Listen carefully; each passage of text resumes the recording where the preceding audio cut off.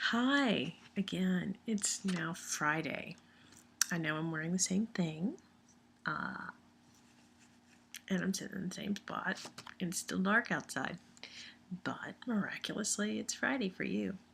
Um, so happy Friday, and I hope you had a fun celebration, and I hope you have a good weekend to look forward to. I'm still hanging out downtown, um, taking on jury duty. And as luck would have it, I was planning on talking to you about Roman law and stuff, which is kind of, hold on, I've got something on my screen. Based on a lot of what we use and a lot of the words that we use today in law. So I'll get to that in a second. It's actually kind of cool. But for right now, since you're coming in, I want you to grab your workbooks again. And actually, no, scratch that. I want you to get your computer, get into ClassMarker, and take your vocabulary quiz. When everybody is finished, or when you finish, actually, you don't have to wait for everybody to finish.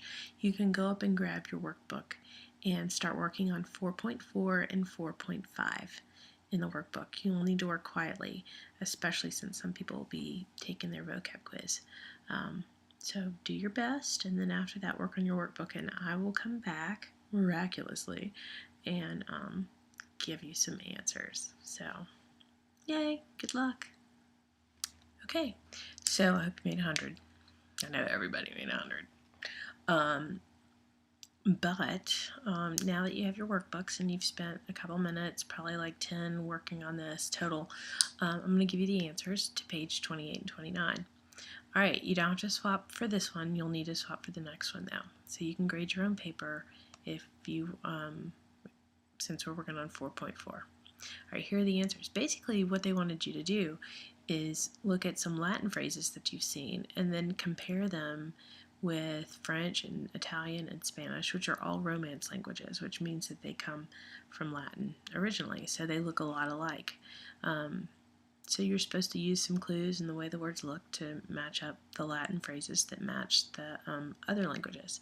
So in the first one, that is, the Latin would be ego accuso, which means I accuse. The second one would be tu vendis, Vendis. Remember the V's sound like W's. You sell.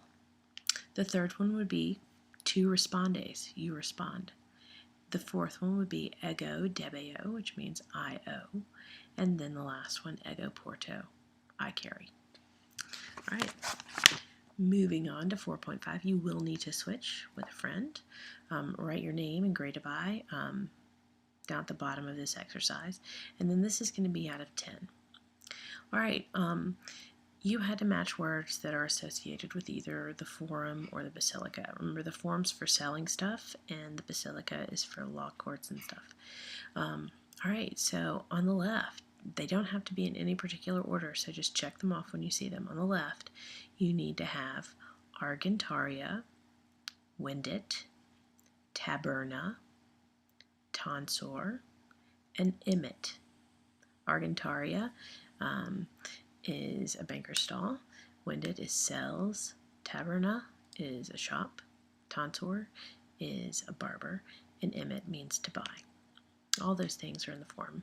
Now on the other side, you need rem non probat, rem non probat, testis, udex, accusat, and convincit. Does not prove the case.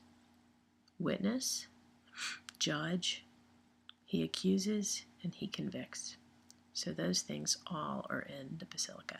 All right, put the grade out of 10 at the top, and I'll record it later.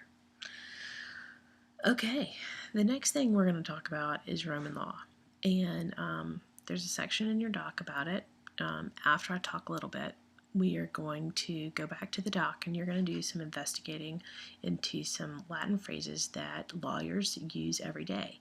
If your mom or dad is a lawyer, or any of your family or family friends are lawyers, you ought to have a conversation about this because it's actually kind of cool. And It's also kind of cool that I'm sort of in the middle of it right now, doing all this jury duty stuff. But anyway, hold on. Let me get my papers all squared away. All right.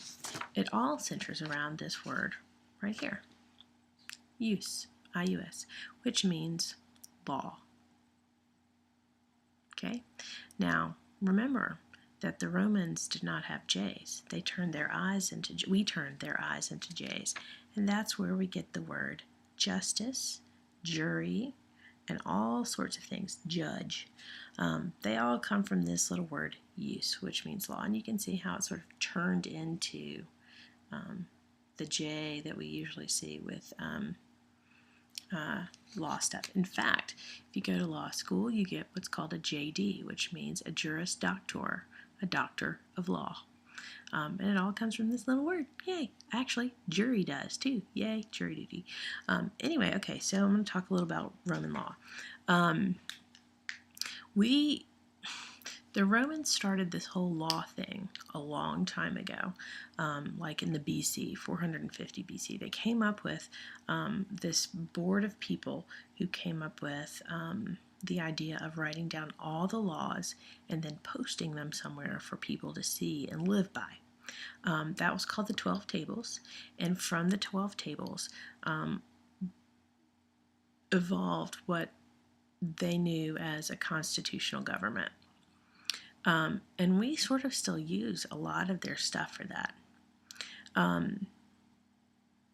Gradually, all of these laws were unified into an official code, and the Romans stressed basically 4 principles that their law was based on, and they should sound pretty familiar to you because we sort of base our laws on this too. First, they believed that justice had to be impartial. In other words, the judge and the jury, who were sort of in charge of laying down the law, couldn't be biased towards one side or another. They could be friends with the people they were convicting, or they couldn't hate the people they were convicting. They had to be impartial and not really even know them, so that they could think clearly and make clear decisions. The other part of the law that the Romans believed in is that the person who is accused had the right to defend himself. And you always hear about that whenever you get convicted of something, you have the right to a lawyer to help you defend yourself. Thirdly, one is presumed innocent until proven guilty, something that you hear a lot of. That's a Roman idea. And then finally, every person has the right to think what they want. So these 4 main principles are what made up Roman law. And Roman law is still used today. Now, it's sort of evolved into what's called common law, and that's what we use in our judicial system. But it's based very heavily on Roman law. There are actually still some countries that use Roman law, and, you can look into that if you want, but there's really very little difference between Roman law and common law. So it shouldn't be any surprise that a lot of the terms that you see in law courts today and here in law courts and from judges have Latin in them. So when you hear affidavit, when you hear jurisprudence, when you hear quid pro quo, when you hear ad hoc or habeas corpus, those are all Latin words. And so what I'm going to get you to do is on your computers, I want you guys to look up individually a bunch of these Latin phrases that you hear in law courts and that lawyers use today. So you'll know a little bit more about it when you leave school.